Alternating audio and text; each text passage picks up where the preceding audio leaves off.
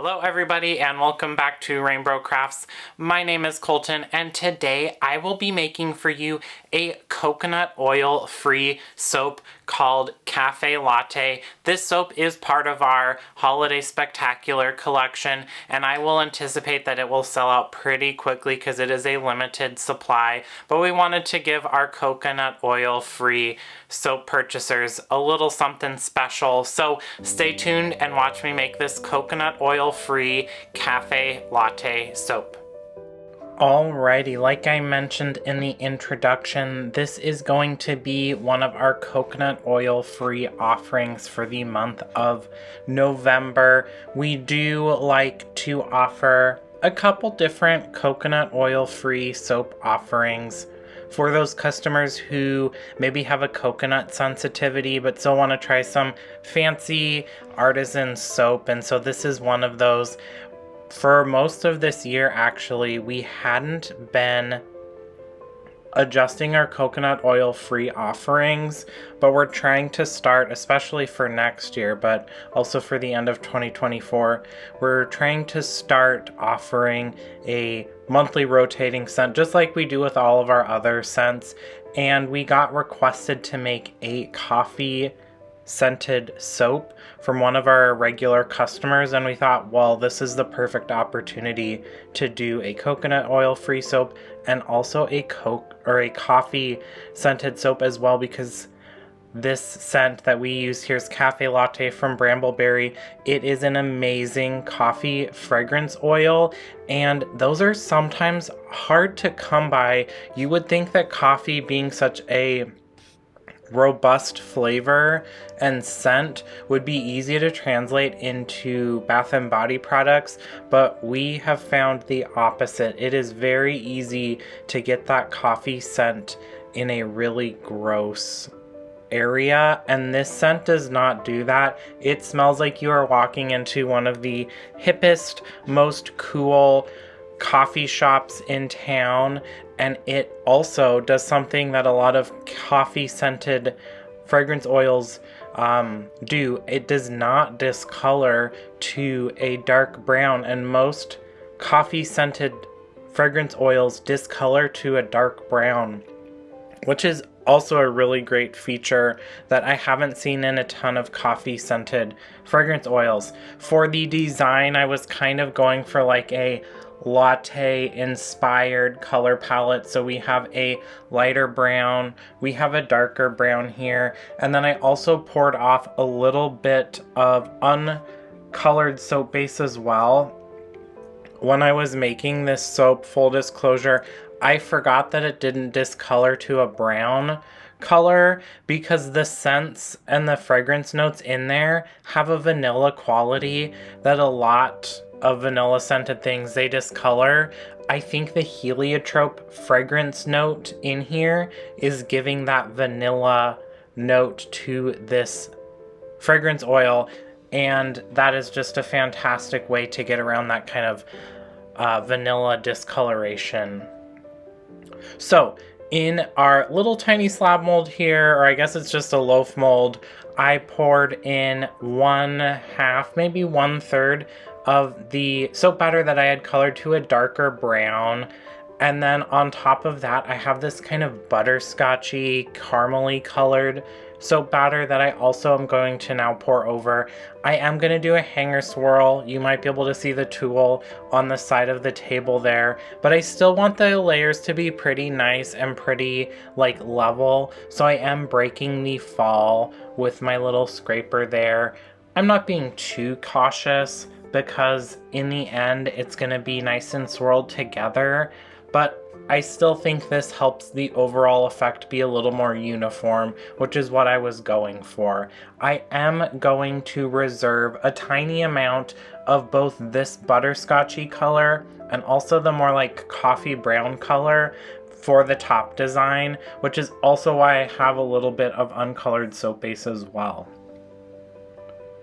So now that I have that middle layer down, I am going to pour over the top layer that is uncolored.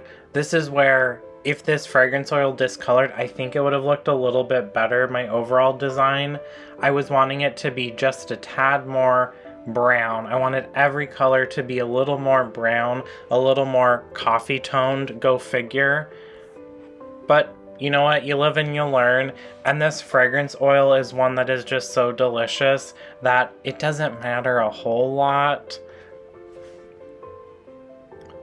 One thing that I always forget about when making soap is that since we make soap in such large quantities, making a tiny little, this is a 12 bar mold for us, it kind of, you have to like rewire your brain to work on a smaller scale, but you can do different designs as well. I think this would have been cool if I would have done like a tilted pour technique where you let it set up with the slab tilted for a little while, pour the other color, let it set up, pour the other color, and then you have like a full mold, which you can't really do on a slab mold. So maybe for some of our future soaps that we make in this tiny little 12 bar mold here, I'll do that again, because we used to do that kind of design technique all of the time.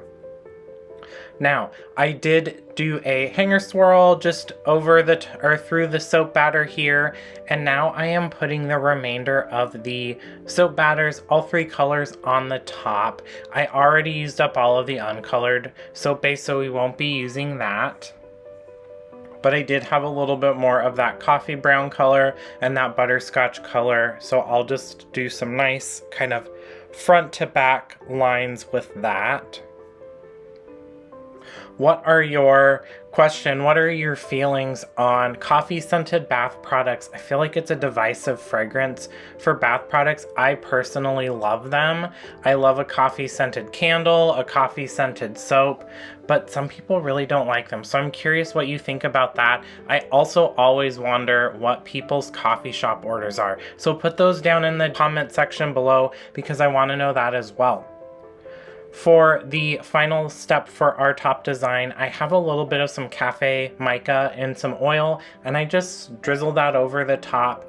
And now I am going in with my chopstick and doing some feathering to get those colors more distributed across the top of my soap, kind of like a latte art design, but I kind of also just like lost the ball a little bit on the design. So now I'm just kind of going with the flow, which is also all right.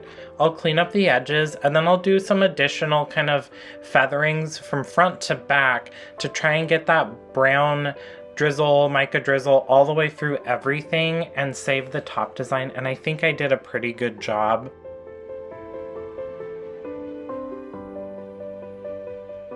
Once I have that all done, I'll give it a few little love taps just to get out any air bubbles.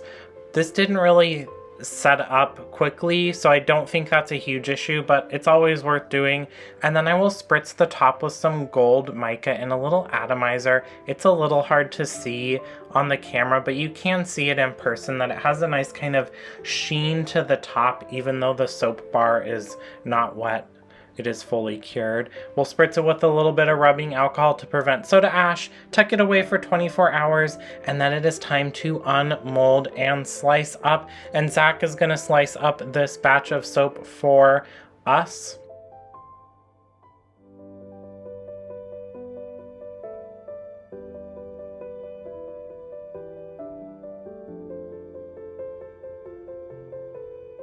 So, Zac unmolded this. We are going to get out Dorothy and we will slice up the soap and get to see what the inside looks like. This is one of the last soap cuttings where our GoPro exposure was a little messed up. So I'll put a picture in the corner what this actually looks like so you can see the design, because it is pretty. But this soap, along with all of our other holiday spectacular collection, is available now on our website, so go check that out. If you want to support the channel and get soaps or candles of the month from us, check out our website to become a subscriber and get soaps, candles, shoutouts, discount codes, all those fun things all year long. Thanks for watching. Don't forget to like this video, comment down below your favorite coffee order, subscribe to the channel, and ring that bell icon. Thanks. Bye.